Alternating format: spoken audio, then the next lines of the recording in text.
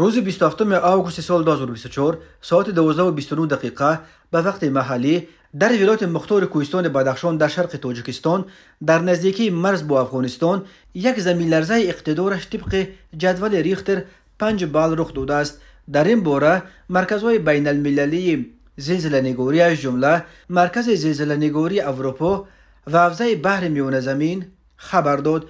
بنا به اطلاع زلزله‌نگاران مرکز زمین لرزه در عمق 114 کیلومتر زمین در 24 کیلومتری شمال شهر خوروغ مرکز معموری ولایت مختار کوهستان بدخشان جایگیر شده بود. خدمات فیزیکی اکادمی ملی علم‌های تاجیکستان تا حال درباره این زمین لرزه یگان اطلاع نشر نکرده است. درباره خسارات و تلفات بر اثر این دو آفت طبیعی نیز تا حال گزارش به دست نرسیده است.